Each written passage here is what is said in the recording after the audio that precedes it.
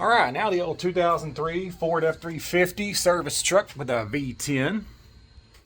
Got about 410,000, 420, I can't remember. I haven't had to do anything to this engine. I have done maintenance like spark plugs, coils, oil changes, air filter. But as far as the engine itself, destroyed the alternator once. Pull the alternator off, replace the little bridge assembly in the back. It's been running strong ever since. No water pumps. There is one oil leak that's been there for a couple of years. But hey, I figure if it leaks out a little bit and I pour new in, then I've always got new oil. So you don't have to change the oil that often. I put any kind of oil in this thing. It calls for 5W20. I normally have been putting Rotella T6 in it. 1540, not 10W30. But today, I'm gonna put what I have left. Looks like I've got some 5W20, I've got some 5W30, I've got some 5W30, and I've got that. Sounds like your own vehicle, kind of like the cobbler's, you ever heard that saying, the cobbler's kids go without shoes? Because you work on the stuff every day, you don't want to work on your own stuff on the weekends, after hours, so I just kind of let this thing go as long as possible before I do anything to it. One of those things is this battery. Now, every time I talk about this battery on videos, I get 16 guys telling me that I'm wrong, and I guess they could be, but these cheaper Walmart batteries, these Everstarts, pieces of junk. You see all that corrosion? Now, you can have corrosion built up around your terminals if you've got a bad ground or a bad cable or something. That's not what this is. What this is the area where this post comes up through this plastic, where they molded it around it. Acid leaches up around that and then corrodes everything. It's all battery acid that's gotten around that and corroded this metal terminal, so I need to put a new terminal on it and replace the battery. But again, I'm not cheap, I'm just lazy. So eventually it'll cause a problem, and then I'll have the time to fix it, because you'll always have time to fix it once it breaks, but you never have time to prevent it from breaking. Crawl underneath it, get the oil filter off, drain the oil, and then we'll fill it up, and I'm going to put some oil in it that's going to start a whole controversy war in the comments, I'm sure, but I'm going to do it anyway. You're not normally able to change oil from inside the car. It's kind of a rare occurrence. So, when you film stuff, it takes forever. Yeah. As you guys can see, I do have an oil leak. Alright, let's see what size this is. I think it's a 16.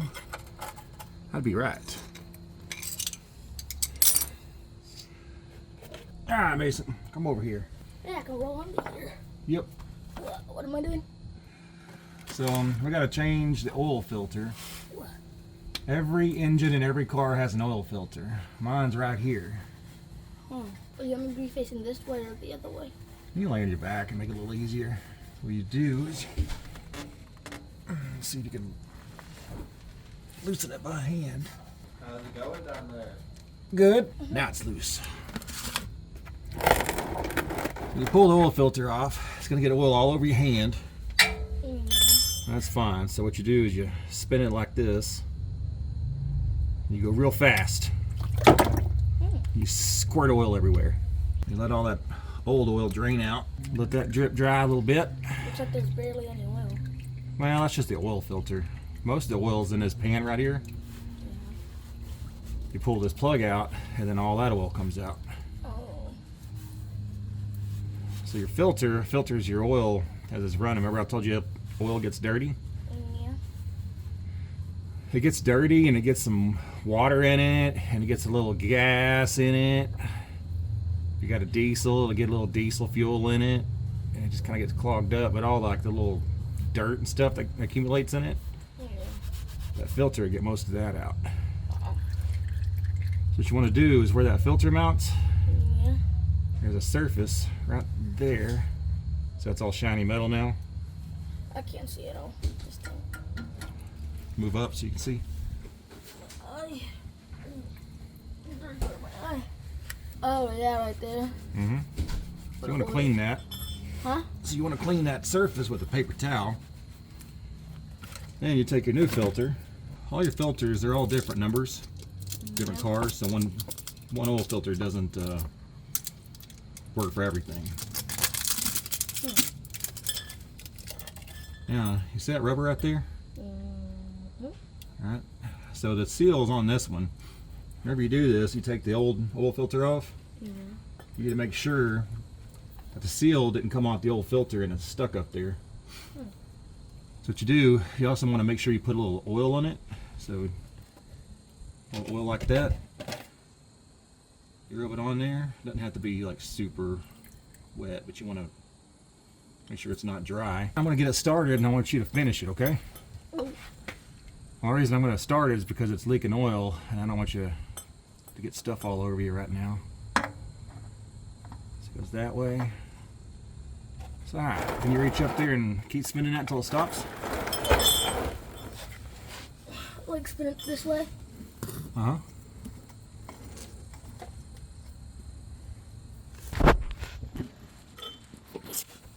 It may not be too tight, so it's kind of slippery. It's alright, I'll tighten it.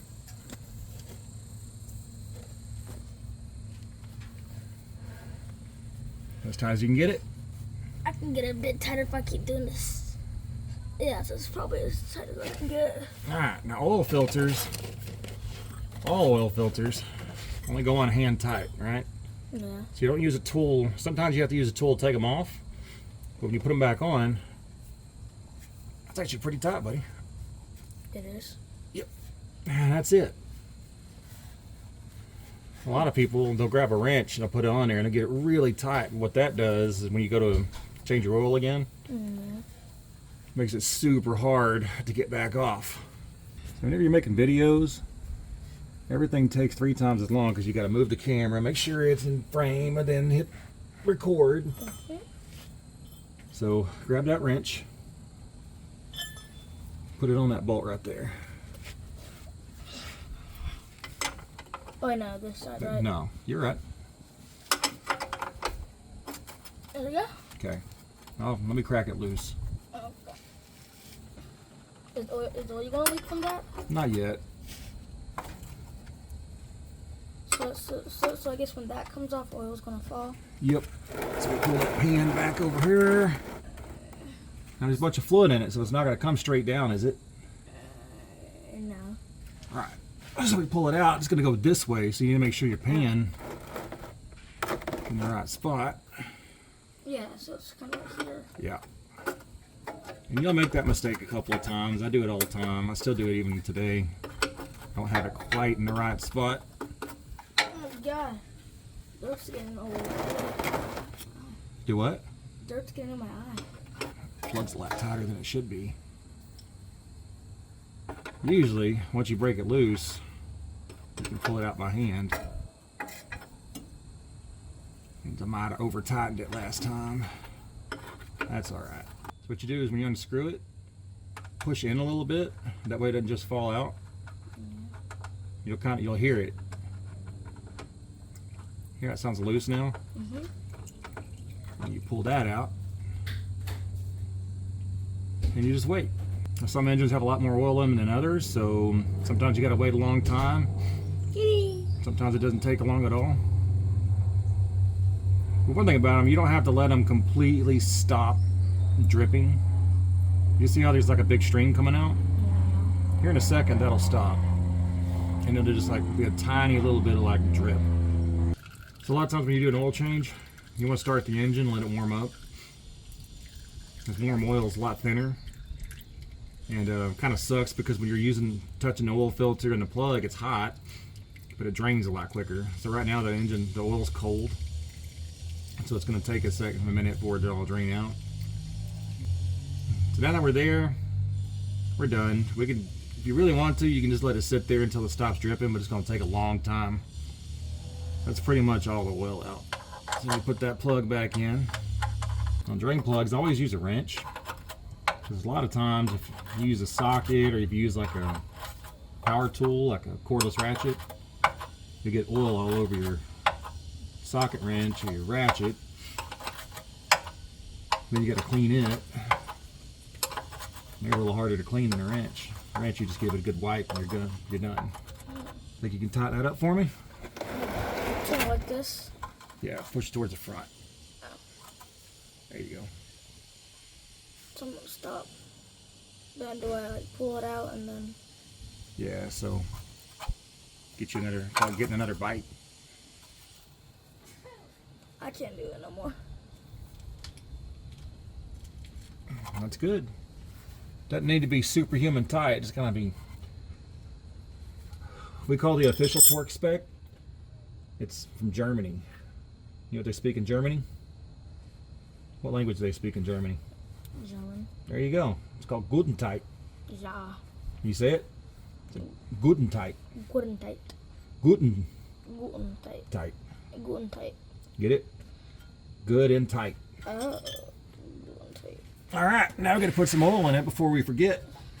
We're done under here. Do you want me to stay down here? No, come out. Oh shit. Tires in front of me.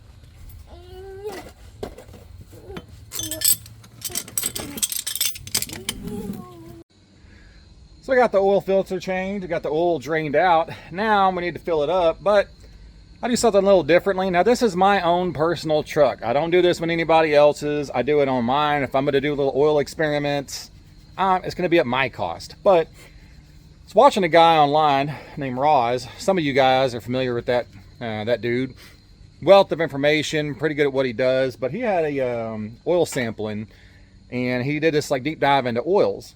He decided in his 18-wheeler truck with a Cummins ISX 15, I believe, that he's going to run some gear lube in the engine. Yeah, like I think a half gallon, a gallon of gear lube.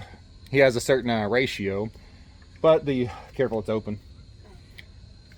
Gear lube has a lot more anti-wear additives in it, and it's cheaper than all the other stuff that they sell on at the parts store. So I've been putting gear lube in the service truck, and I've been doing it for about 175,000 miles. Not a single problem. Been running great. So it's just Valvoline. I do use synthetic 7590.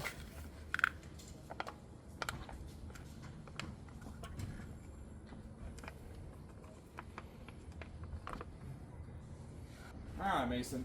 Think you can handle this part? Pour that in. Oil. Okay.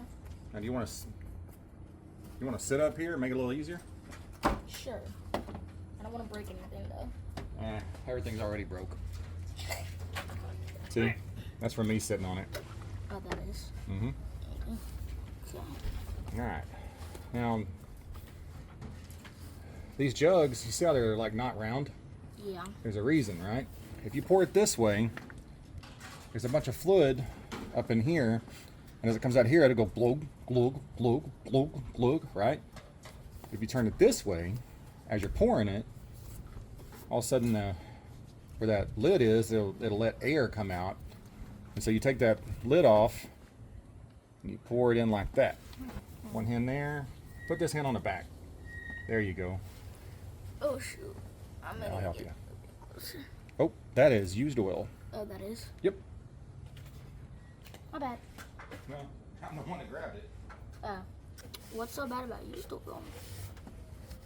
It's all dirty and it's been in an engine for a long time. Oh. Forgot that I filled it up with used oil. Let's try that again. All right, we're not going to pour all of it in. We're going to pour most of it in. Let's see what we got right there. Because I already put that other bag in there. Just under 1.5. So to check the oil, almost every engine has what's called a dipstick. All right, Oh, you yeah. got one for your engine, I like using dipsticks. and one for your transmission. All right, we check engine oil with the engine not running. You check transmission oil with the transmission running on most everything you'll ever come across. So you pull it out, wipe that off, stick it in there, pull it out again. Check it. See if it's good. All right, it says it's a little low, but we are on a hill. But I don't mind if we put a little bit too much in it. Okay. This does have a leak, and it kind of leaks out. So You think you think I can do it now? I think so. Remember, hold it sideways. Oh, okay. Gives you more control. I don't know. Tell me when to stop.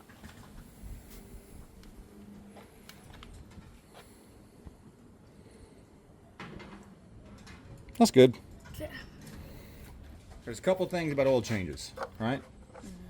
That's the cap that you pull off to put oil in. if I'm doing an oil change, I take the cap off and I leave it right there, right? Yeah. I do that because I'm draining the oil out and I'm putting the filter in. And sometimes you get distracted, and when you get back up here, if the cap's on, you can have like a brain fart, jump in the truck, start it up, and then you're starting an engine with no oil, and pretty much destroy the engine within about 30 seconds on a lot of them. Sometimes if you just start it up and you're like, oh crap, you know, I forgot oil, you can put oil in it and it'll be fine. But you don't want to make that mistake. So you take the cap off and you leave it there. That way, when you're done, you look over everything, you see the cap off, and you're like, oh, I forgot to put oil in it. So, oil change on the old service truck is done. Now I know we get some controversy and some comments about putting gear lube in it. When I read Roz, so Roz, if you look him up online, he started putting content online probably 2007, 8-ish, I think, maybe a little older. And he was one of the first guys that was very, very open about modifying the emissions on vehicles, right? Deleting them, taking the DPF off, the EGR off. And he did this entire mad dive. Well, he got into the actual programming side, went through line by line, and he understands every single line of code in a Cummins engine, which most tuners, they don't. Oh, I won't get you, I promise. Promise I won't film you. So a lot of tuners and deletes out there, all they do is they get into what's called the bin file that's loaded into the ECM.